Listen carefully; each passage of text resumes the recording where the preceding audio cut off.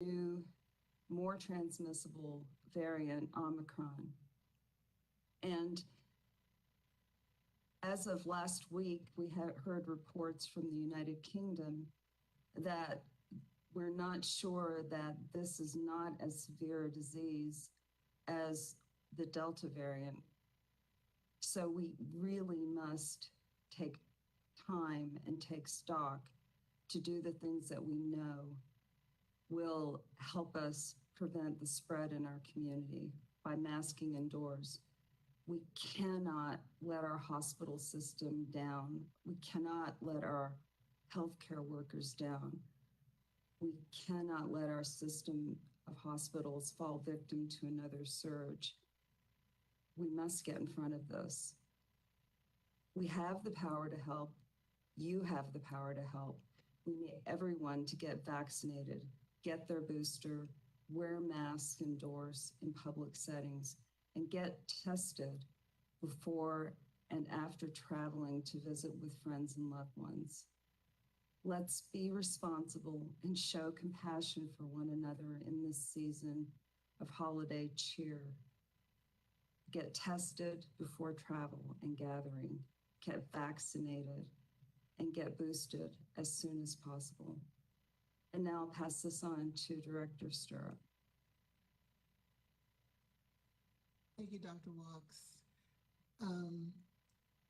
Good morning, Austin and Travis County. It could potentially be an alarming time. Definitely the information that Dr. Walks shared is cause for concern. The stories that we're seeing on the news media about Omicron and the spread are cause for concern. But what I will say that there's no cause for fear and for panic. And the reason for that is we have the crib notes to the test. We know what works. And so again, vaccinations, number one, no matter what variant COVID-19 chooses to throw at us, we still know that our vaccines are effective at preventing severe disease and hospitalizations and death. We also know that masking works. So if you're in a setting where you're unsure of someone's vaccination status, be it indoors or out, put on a mask and testing. If you know before you go, your holiday plans are important to you and you really want to see me, Mom, well, get a COVID test.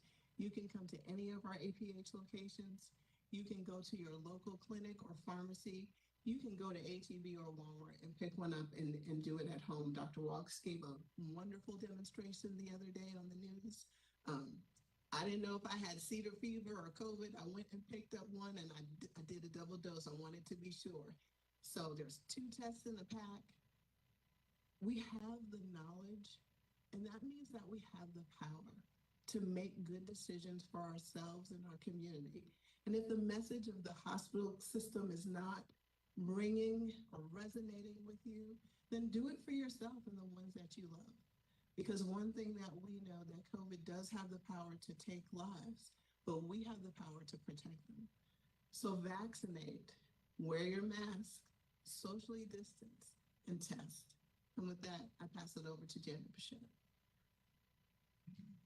Good morning, Austin, and happy holidays. As we begin to prepare for the holidays, we are seeing a jump in the demand for our testing at Austin Public Health, and I'm sure throughout the community.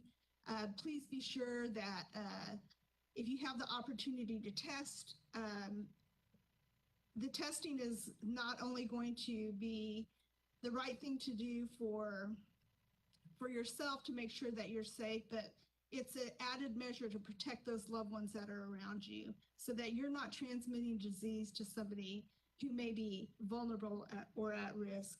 Just yesterday at the Travis County Exposition Center, we saw roughly 425 people that tested in anticipation of the holidays.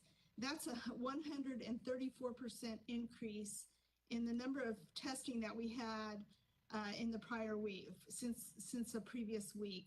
So we're seeing testing demand increasing. we're seeing test kits being hard to come by in the commercial pharmacy space. So if you do need to get a test, there are a lot of places to get tested as well, including minute clinics or retail pharmacies. You can pick kits up. If you see one, you might want to pick one up and go ahead and take that added measure so that you can enjoy the holidays with your family.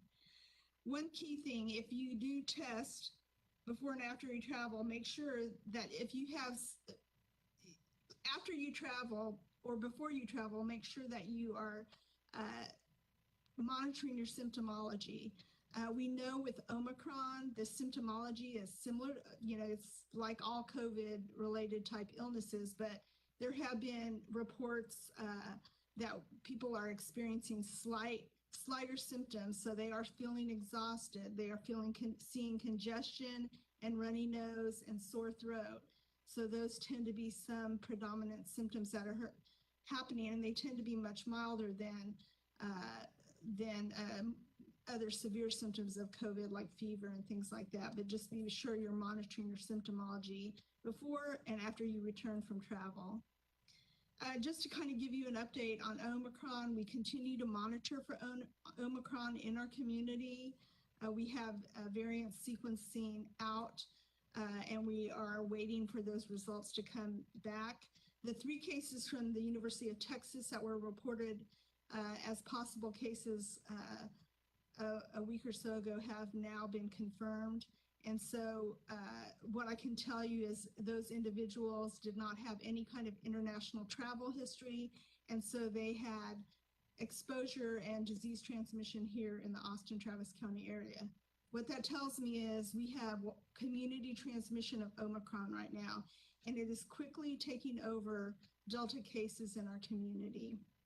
And so this is all the more important reason why we need to be extra careful during this holiday season. And you heard Dr. Walk say, we are in stage 3. We need to make sure there's some things that we're saying, if you're going out shopping, make sure you're masking up and make sure that you're taking those added precautions to protect yourself and your loved ones, because it would be terrible to have a disease transmission or super spreader event as a result. So, just a reminder of how the variant surveillance works. We do get positive tests, and it does take some time. The variant sequencing has to go for those samples. If they're still viable, go to a lab and they're then sequenced, and those do take some time. So as we continue to monitor this, we'll be reporting information as we have it available to us. And with that, I'll go ahead and turn it over to Cassie DeLeon. Thank you, Janet. And good morning. I just want to revisit the same things that our panelists have already talked about. We know that Omicron is now obviously prevalent in our community. And I know when initial data came out from South Africa, there was some hope that Omicron was not going to be as dangerous as Delta and wasn't going to cause severe illness, and we potentially would have a lesser variant to deal with. But we just don't know yet. We are hearing from some data analysis coming out of the UK that there's very little difference in the types of effect that Omicron is having in comparison to Delta. And as it moves across the world, it affects populations differently. Right now, we're starting to see that there's spread of Omicron in our community, and it's in time for us to think about what can we do to make sure we protect ourselves from a potential surge that Omicron can cause. We have the tools that we know will work to help protect us. We know that vaccination will give us a layer of protection that will protect us from severe disease and hospitalization. We know that boosters are now an important tool to help boost our immunity because most of us received our vaccine between January to July of this year. And so it's time, if you've not been boosted, it's time to get that booster dose. And we know that if we mask and we social distance and we stay home if we're sick, we can protect each other. And those are some things we know that have been key to us protecting each other and protecting our loved ones this entire year and this entire pandemic. As we look to the next few days, many of us are planning to visit folks we haven't seen in a very long time. And we know that this news doesn't sit well because we want to be able to enjoy time with our family. But if we do those things, if we have vaccine, if we have boosters, those things can really give us some assurance that we can safely connect. But we also need to make sure that we are wearing masks, that we're being protected. If we're inside, that we're practicing social distancing. And if you are ill, it's really important that you stay home.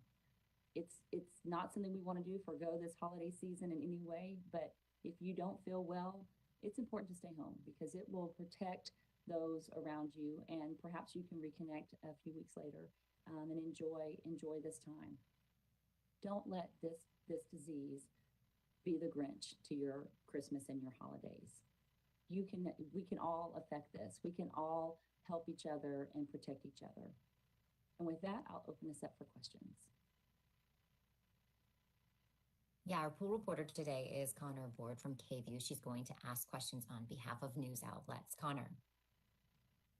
Good morning. Yeah, our first question is going to be from KView. It is, why is this change being made now, and was this a consideration around Delta as well?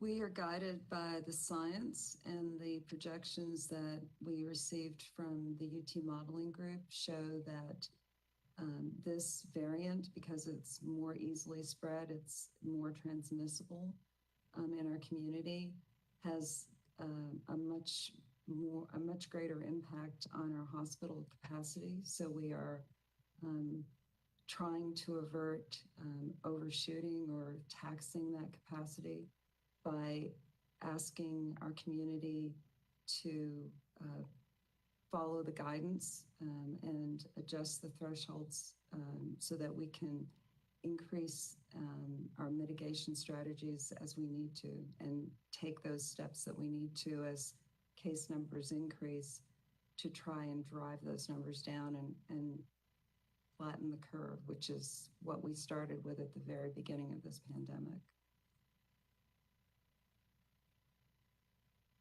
Okay, and the next question is from CBS Austin, and it's, what's the concern level of hospitals being at capacity after the holidays?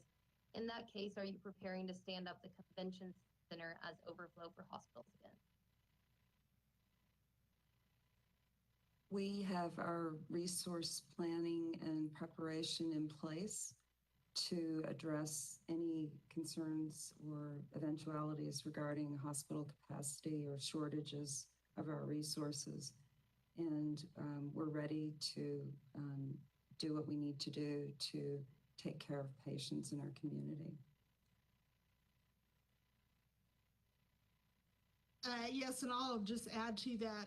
We do have resources available. We've been planning for quite some time with our healthcare partners and our Office of Emergency Management for both the county and the city to stand up resources that will support any kind of stress to the healthcare system. And I'll just add that it really is up to the community.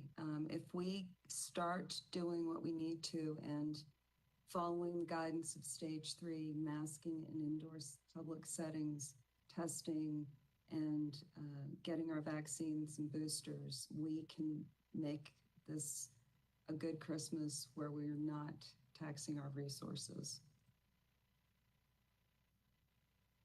Okay, and the next question is from Univision.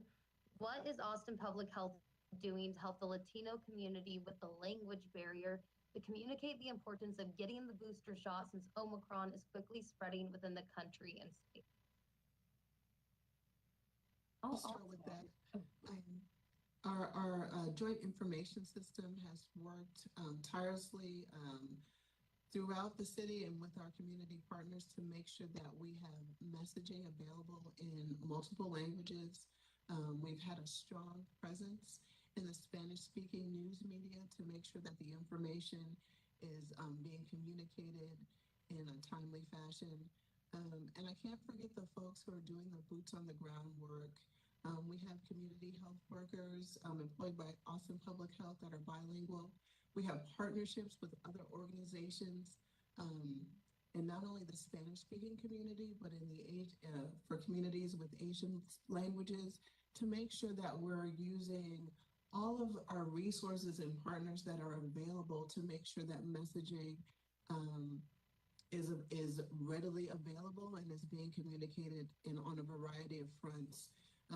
And another example of this partnership is that the city and the county gave the Austin Latino Coalition 20,000 test kits to distribute in community.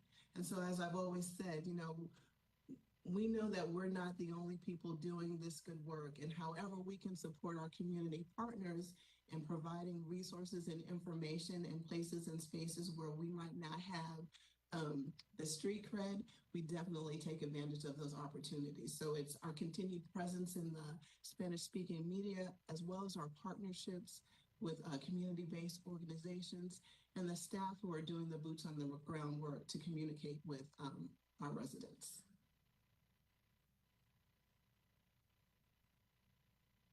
Okay, and this next question is from Co-op Radio. In preventing infection and transmission of the Omicron variant, is it helpful for Moderna vaccinated individuals to get a Pfizer booster or vice versa? Should vaccinated individuals get boosted with the same vaccine as their initial shots? And does it matter which booster J&J vaccinated people get? So I'll start.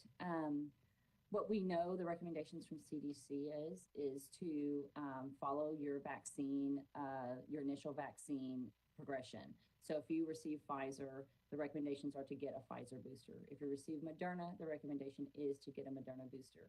However, Centers for Disease Control did allow in their recommendations that if an individual wants to choose to switch a vaccine and mix and match, that's a decision that individual can make. And that's an important conversation for individuals to have with their healthcare provider to assess what is their current health risk and what is the best vaccine to protect them. We also know with the Johnson & Johnson vaccine, if you're trying to decide which vaccine that you need, there is a recommendation to choose an mRNA vaccine over the Johnson & Johnson vaccine if you are looking to get your initial doses. However, if you have any reaction to mRNAs or mRNAs are not best suited for you, the Johnson & Johnson vaccine is an effective vaccine and it's available. That gives us more tools to be able to make sure everyone has something to protect themselves against this disease. But those are important questions that you should be talking over with your healthcare provider and your family to decide what is the best decision with these different vaccines for you to best protect yourself, your family, and what works for your individual healthcare needs. Okay, and the next question is from Community Impact. With the CDC saying more than 70% of recent cases in the U.S. are the Omicron variant, is that number likely similar here in the Austin area? I'll go ahead and start with that question. So odds are it is very likely that it is as high here in the Austin area. We're beginning to see cases in our surrounding counties, and Williamson County reported their first positive case. I heard in the Houston area, they have high percentage of Omicron in the sequencing results that they're seeing in some of their hospital patients. So, like I said earlier, because we have our 3 positive cases that had little to no, they had no international travel whatsoever. They had no travel history. We can pretty much surmise from that there's community transmission here in the Austin area. And we, as a community, we know what to do to protect ourselves in those situations, in those circumstances. And that's making sure we're wearing our mask, making sure we're getting vaccinated and getting boosted, and making sure that we're socially distancing from people if you're in a public space, and even if you're in an indoor private gathering. And if you're sick, stay home. The other thing I'd like to mention too is if you get tested and you do a rapid test and even though you may feel fine and that test shows that you're positive, you need to stay home and isolate for 10 days. Even if your symptomology is mild, you still are very infectious. And it's that kind of behavior where people are testing, they're shopping for the right test. If you test positive, even if you may not believe the results, you should consider yourself positive and stay home and isolate so that you do not spread it to somebody unknowingly, and place them at greater risk. And I'd just like to add to Janet's comments about staying home. Early on in late November, when we first heard about Omicron, there was a lot of talk about this being a milder illness. But the UK published data that shows that they are not seeing a difference between the severity of Delta and Omicron. In South African data, we're looking at a much younger population.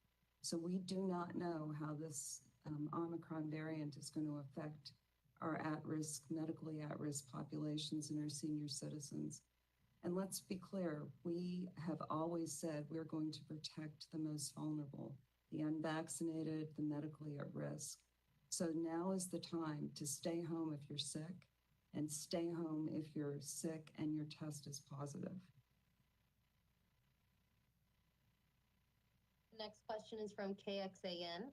With the metrics for the risk-based guidelines changing again, have you all considered simply asking people to wear masks in all public settings regardless of vaccination status until you think it's safe not to? Are you worried about people getting confused with the current system?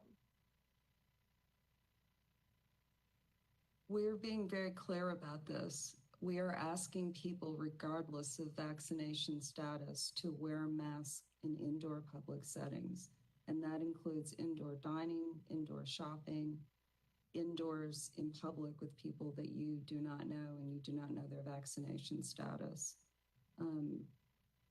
This is the take-home message that we are saying, and it is also the message that our federal CDC partners are saying and guiding the rest of the nation with. So it is important that we understand that a good fitting mask equals filtration and protection from the viral particles that somebody may cough or sneeze or emit while they're talking. So masks are so important, and we can't stress enough that, especially now where our mobility is so high, we must mask.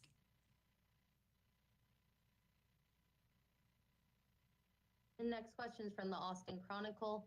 During prior surges, an increase in Austin's community transmission rate preceded an increase in COVID-19 hospitalizations. With Austin's CTR now high, does APH expect to soon see a significant increase in hospitalizations? We're anticipating that that will be the case. There's a lag in the hospitalization of people who are going to be at risk or are at risk for severe disease. And so there may be a 7 to 10 day lag before they actually develop symptoms that are severe enough that cause them to look or seek medical care. So it's important, and we knew it was important several weeks ago when we started talking about community transmission rates and asking people to do the things that we knew would help stop the spread of then Delta and now Omicron. So again, it's important to wear a mask and get your vaccine or your boosters. And I'll just reemphasize what Dr. Rox is saying. We know what things work to stop disease transmission, and that is wearing your mask. I mean, if there's one thing you can do, you need to wear your mask when you go out in public, especially right now with holiday shopping going on and festivities and holiday gatherings. Don't let that event spoil the rest of your holidays or spoil your next year. get your vaccination, get boosted. We know these work. We know the boosters provide an added level of protection to those who have some waning immunity and prevent severe hospitalization and death. So it's very important to have that. And finally, if you're home, if you're sick, if you have sniffles, even if they're minor, you need to make sure you're staying home if you're sick, and you need to keep your distance from people who you may come across. The same with when you're out and about. The reason we're asking you to wear a mask is because you don't know who you're encountering out in the community, and it's a very possible they could have those sniffles, or they think they have allergies or something, and I can't tell you how many times, based on case investigation with people who are sick, they're like, I thought I had allergies, and it ended up being COVID. So we want everyone, we're imploring everyone to be very careful over the holidays, because we want to continue to enjoy holiday gatherings with our families, and we want to enjoy a new happy new year without COVID. That's what my hope is, at least. Okay, and the next question is from the Austin American Statesman. How soon can Austinites expect to enter stage 4 pandemic guidelines, by Christmas or by New Year's? I'll add that it depends on what you do right now. Whatever you do right now, if you're going to wear your mask and go out and go shopping and make sure you're being cautious, hopefully we won't ever get to stage 4. But, the potential is very great based on what the community transmission rate is, based on what we know about Omicron's transmissibility in our community. It's great. Cases are rapidly increasing. So the things that we do now will set the path for our future. And I think we need to be mindful of that. I know I'm exhausted. Can you tell by my voice? We're all tired, and it's been 2 long years, and we want this over with. And I think if the community does the right thing when they're out and about, that will help. You're right, Janet. And if we don't act now, we're going to have a very hard new year. It's this virus, this variant of this virus is not joking. It's moving fast and furiously, and we can stop it in its tracks. We just have to wear a mask and get vaccinated. And the next question is from KUT. Does APH have plans to beef up testing sites and operations in the weeks ahead? How's the APH supply of at-home testing?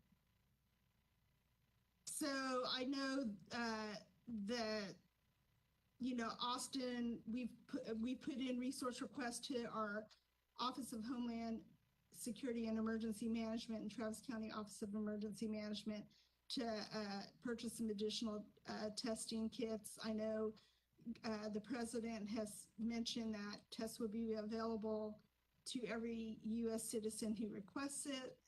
We're waiting to see how that will roll out.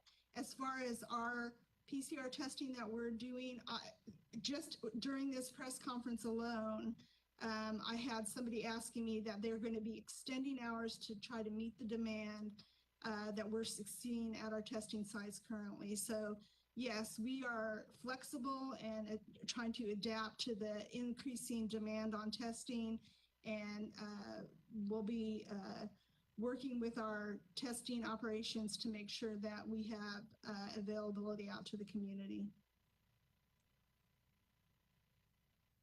And the next question is from Fox 7. If the Omicron variant is a less severe illness, how and why would hospitals be overwhelmed? Well, first of all, we don't know that this will cause a less severe illness yet. The reports from the United Kingdom as of last week show that there's no difference in the severity of illness. Now, having said that, South Africa said they had milder illness. Population in South Africa is younger. There's a more heterogeneous population in the United Kingdom, a lot more senior citizens and people with at medical risk for higher or more severe disease. So we don't know what the impact is going to be, but just taking that out of the equation and looking at how fast this thing spreads, we could have so many cases occur in such a short period of time, and so many people having mild illness and just enough people who are at risk for severe illness getting sick all at once, that we will overwhelm our hospitals. And that is what we want to stop. And that is why we have to wear a mask. And that is why you have to get your vaccinations and your boosters now. Okay, now we're starting the second round of questions from KView. Why is the city still hosting a New Year's Eve fireworks celebration if they're changing this metric and lowering the threshold for stage 4? Is that fireworks show only for people who live downtown?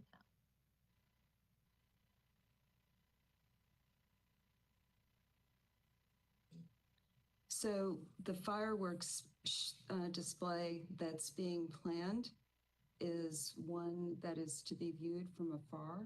There are no plans for gathering. There are no vendors, no bands.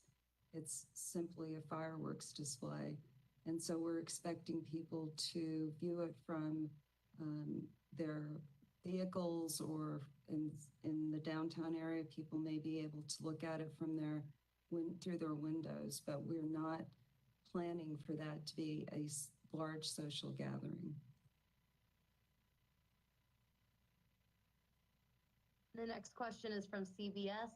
What are you doing to get more people and even vaccine skeptics to get both vaccine doses plus a booster, since the Omicron variant is affecting even those who have gotten 2 doses? I'll start. We continue to message and continue to focus message to address those some of those disease myths about that the vaccines may not be effective, or that Omicron is not as dangerous. We continue to develop the message and then have those on the ground. Adrian mentioned this before, boots on the ground conversations. That outreach is very focused, and it is trying to tap into what are some individual beliefs, values around vaccinating, to really help focus in on why is there hesitancy, and to try to address those, because it is a very individual decision. And we want to make sure folks have their answers, their questions answered appropriately, and to make sure that they feel comfortable in the space that they're receiving the vaccine. We definitely need to continue to double down those efforts. There are about 20% of our population that still has not received their vaccines. And so we want to make sure that those folks realize the risk and are engaged, so that they have all the tools to make an informed decision, and hopefully encourage them to go ahead and get that vaccine. Boosters, we are seeing a lot of booster demand, which is fantastic. And thank you to all of those who have made that personal choice to get boosted, and all those who are making those choices for their children to get the vaccine. But we still have quite a few people who need to come in and get those additional doses. So we just want to encourage folks to think about the risk, the health risk to themselves, to their family, for if they choose not to get the vaccine, and the potential that danger that poses. And then also give them all the information that they need about the different vaccines that are available, and how they do provide really good protection against severe disease and hospitalization. No one wants to lose anyone during this time. No one wants to see their loved ones suffer from this illness. And we know vaccines have that good protection. So we really want to let folks know that's the message they should be considering as they are considering getting vaccinated. I'd just like to add on that in South Africa, there is not a lot of vaccine uptake in that country. And many of those people were thought to have natural immunity because they'd already had COVID once or twice. but data showing that they did not have protection against Omicron, and they got Omicron. And that same thing is true in the UK. Those people that have had the illness of COVID-19 from previous variants are getting reinfected by Omicron. And in the UK, the disease has not been shown to be any milder. So those of you out there who are not getting vaccinated because you think you have natural protection need to really consider getting vaccinated. That third layer of protection in your case will be getting a vaccination. Now's the time. We don't want anybody to suffer severe illness. We don't want you to go to the hospital. We want you to have a joyous Christmas. Please go and get vaccinated. Next question is from Univision.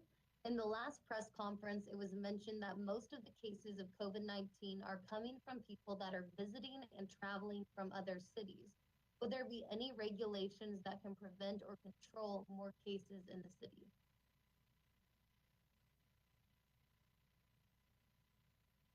Could you repeat that question again?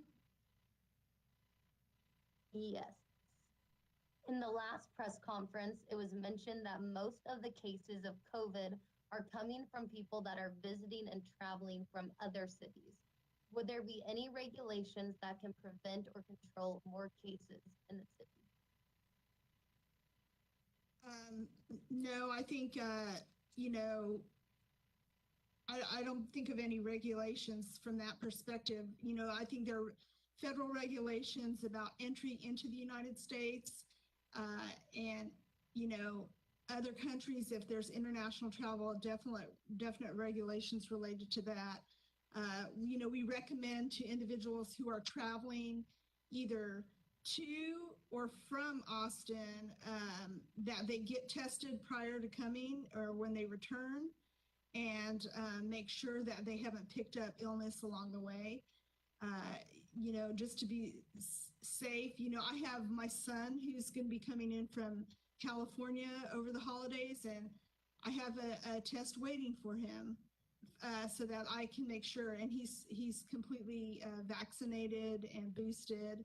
And so I'm still planning on making sure that he is tested to be sure that my 90-year-old mother, his grandmother, is safe and that we can enjoy the holidays together. But again, our recommendations are recommendations and guidance that we provide based on the Centers for Disease Control and based on our health authority.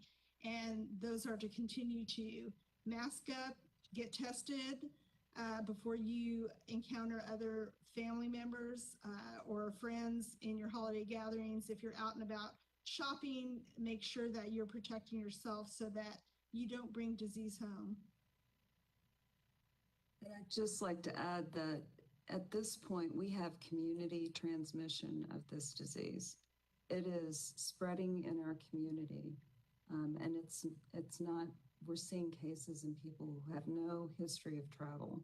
So it is important to wear a mask in indoor public settings where you're shopping, dining indoors, grocery shopping indoors, visiting people in indoor gatherings where you're not aware of what their vaccination status is. And it's important that everyone test before they leave their home to go and visit people that they don't normally live with to make sure that they are not sick. And the next question is from Co-op Radio. Given that Travis County's higher vaccination rates in comparison to surrounding counties, what is APH doing to support neighboring county residents who will likely experience worse effects of Omicron spread with fewer vaccinated residents? And what collaboration is happening between APH and neighboring public health departments? We definitely see that this disease doesn't recognize county boundaries. It will go to wherever there are people. And we also know that our county connections to our region it's very fluid. Many people who live in the surrounding counties also work in Travis County.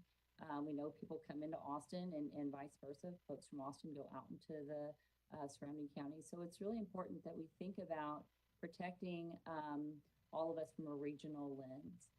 With that, there's a lot of work that's done to share communication messaging to make sure that the counties have the same insight and information and that the messages are available for all of them. We know that within Travis County, the media outlets that are here affect and influence those other counties because this is their media comes from out of Austin, and so that's a really important component to let them know these are the ways to protect themselves. The ways you protect yourself in Travis County is the same that you protect yourself in the region. Noting that vaccine needs to be something that's available to everyone. We know that vaccine, even in our rural counties, is widely available. And so for those who are living out in the region, there's vaccine readily available in all communities. But if you're looking to try to get vaccine and you're having difficulty, Austin Public Health is accepting anyone who comes from anywhere can get a vaccine from our clinics. And so those resources are not limited just to Travis County. They're available to anyone and everyone throughout Texas. So anyone who's looking for vaccine can get their vaccine from us. And so it's an ongoing collaborative conversation, collaborative messaging, collaborative resources. We work with our other healthcare districts and health authorities across the region to connect. We also work with the State Department of State Health Services to make sure that vaccine allocations are needs are being met, and we'll continue to do that throughout this process.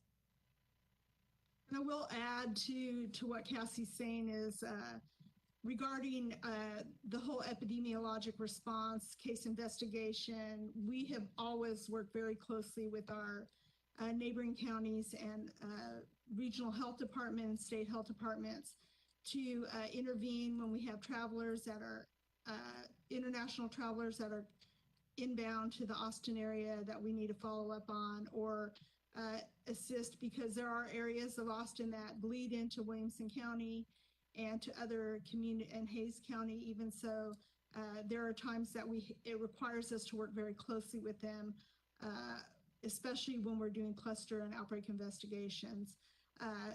The same as with vaccine testing operations. If people present and they reside in a neighboring county or elsewhere, we still provide that test to them if they sign up. So those services are available from a testing perspective as well. Okay, and the next question is from Community Impact. The COVID-19 Modeling Consortium at the University of Texas at Austin study seemed to indicate a wide range of outcomes for the Omicron variant's impact. In deciding to adjust the community's staging threshold, were you looking at the more pessimistic scenarios? We based the decision on the modeling consortium's data that showed that we currently are performing at a stage 2 level with regards to behaviors that would stop the spread of Omicron. Omicron's much more easily spread than Delta. It's now it's gone from a 12% level of what is in our community according to CDC stats to a 92% presence in this region according to the CDC. So based on that information and the data that we know regarding this, how easily this spreads, the modeling showing that decreasing our threshold to 25 so that we can inform the public about what they can do to keep the disease from spreading and what they can do to protect our hospitals so that we all have access to healthcare. That's what we use to make this decision, and it's what's guided us in the past, and it's been successful at keeping Austin Travis County way ahead of other places in Texas in decreasing the numbers of deaths, the numbers of cases, and preserving our hospital systems. And I'll add, we're always in the position of preparing and planning for the worst, using those worst case estimates, but hoping for the best. And our hope for the best is that our community rallies and does the right thing in protecting each other. We've done so in the past, and I hope we continue to do that in the future. The next question is from KXAN. Have you done any public input sessions or studies to see if the public is following the risk-based guidelines?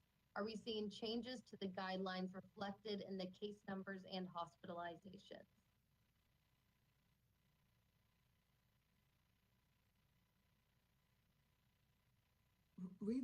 Can you reread the last part of that question, please? I want to make sure I heard you correctly. Yes, I can. The first part was if you've done public input sessions about the guidelines and people following them. The second part is, are we seeing changes to the guidelines reflected in case numbers and hospitalizations?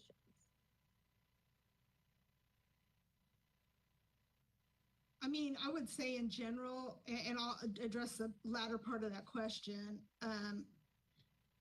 Well, maybe I'll address the whole question. My group has not done any public information surveys or surveys about the risk-based guidelines, but that may be something we do down the road. But, just from personal observation, when I have had to go out to the grocery store, or if I'm out trying to do my holiday shopping in this madness, I have noticed that people are wearing masks. I do feel like there are a lot of people who still are not wearing masks while they're out shopping. And even though we have recommended it, I know of examples from hearing my case investigators who interview people who are positive cases, who are positive and continue to go out and about. So I know that is happening. But I don't know how widespread those types of things are happening. Hopefully people understand that when they're sick, they need to stay home. But we do hear those stories, and that's just anecdotal information. As far as the latter part, I feel like we know what works. Masking works. We've seen it work in our other surges, and we've seen vaccination work in our other surges. I mean, I would say I thought we were done with it in May because vaccination had such a positive impact on the number of cases that we had. However, we are seeing upticks in cases. Just last week, we had a 34% increase in cases from the previous week. This week is not going to look much better. It may look worse, in fact, and it may not be apparent when you look at our dashboards because we will not be operating the dashboards on Friday and Saturday, or Thursday and Friday.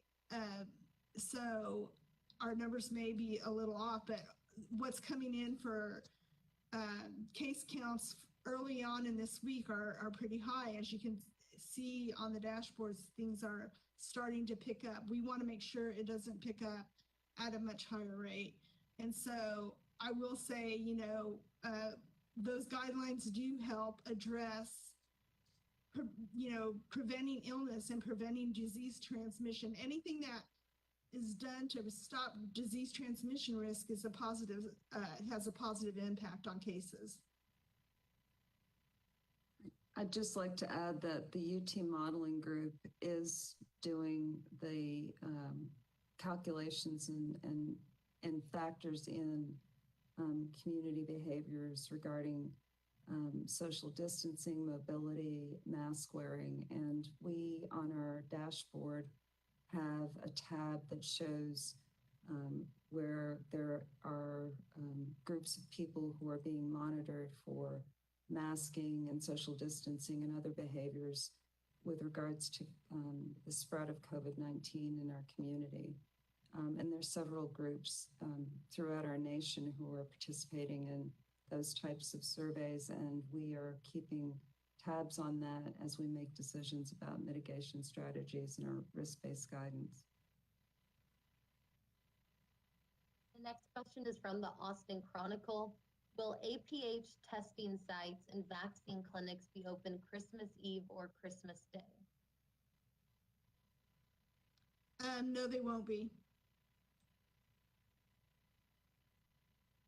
And I just want to layer in, we are having extended clinics on Wednesday night for vaccine this week. If you can definitely go to our Sims location, and vaccines available there.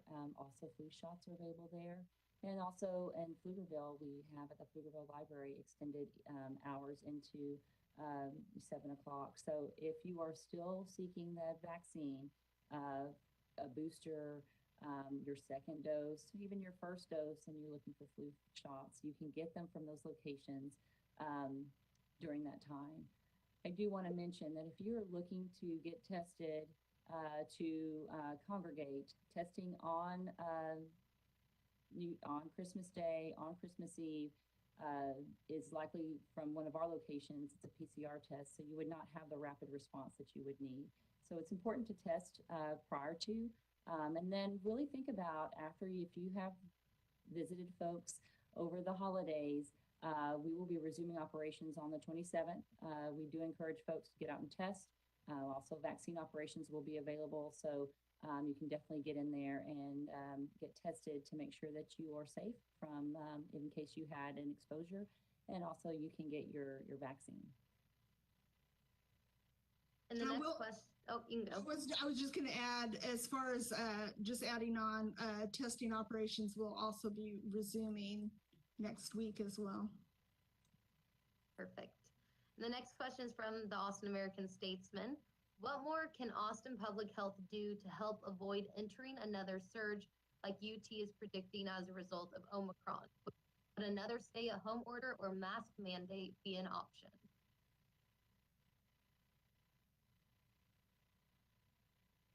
Really, the question that we are asking our community right now is, can you help us keep from going into a situation where we have further spread of this disease in our community, more people getting severe illness, more people needing hospitalization?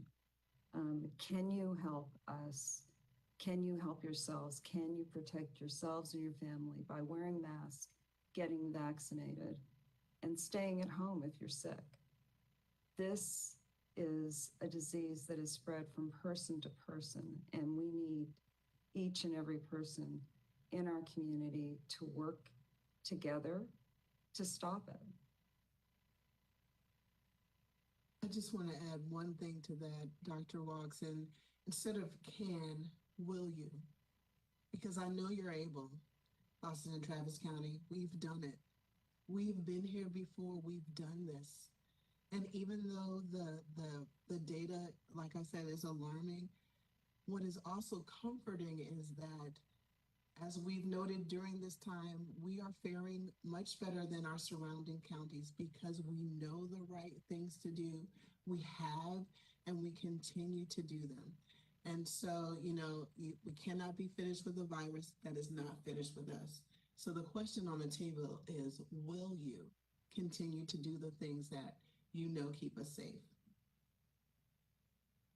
And the next question is from KUT. Are there things APH would restrict now, but worry the governor won't allow this time around? Any advice for businesses should they close?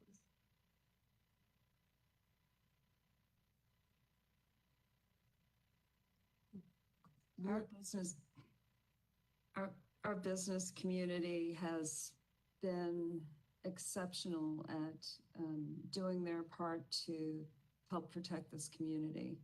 And our risk-based guidelines right now, as you go up in stages, allow for curbside delivery, asking people to wear masks indoors in public places, increasing the outdoor spaces that are available for congregating in business environments. we've worked together as a community to remain open. Our schools have worked so diligently to keep children in school for in-person learning. We, as Director Stirrup just said, have done the work together thus far, and we can and will do this again going forward. Today is a time for us to talk about it out loud in public with full transparency.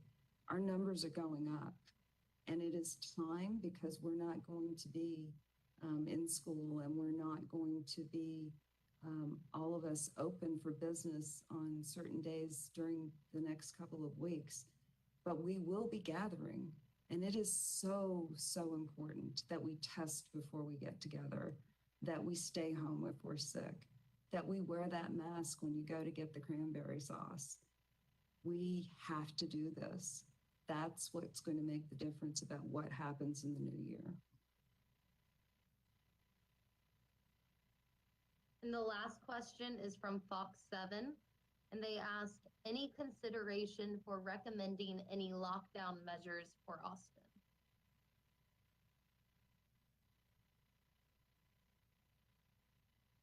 There's no discussion about having a lockdown at this point in time. We are asking our community to stand up and fight with us. We're asking you to wear a mask. We're asking you to get vaccinated. We're asking you to get tested.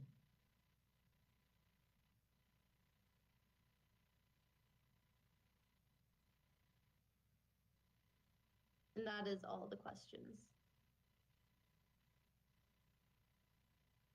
And we do want to thank Dr. Walks, APH Interim Director Adrian Stirrup, Chief Epidemiologist Janet Pichette, Chief Administrative Officer for Disease Prevention and Health Promotion, Cassandra De Leon, and to our pool reporter today, Connor Board from KView. We appreciate you all joining us. We hope everyone has a very Merry Christmas and a safe holiday season.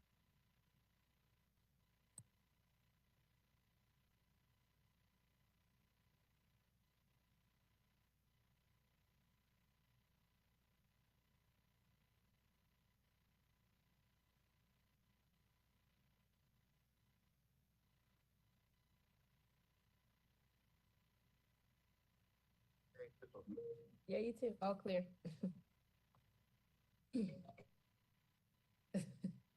Thanks, everyone.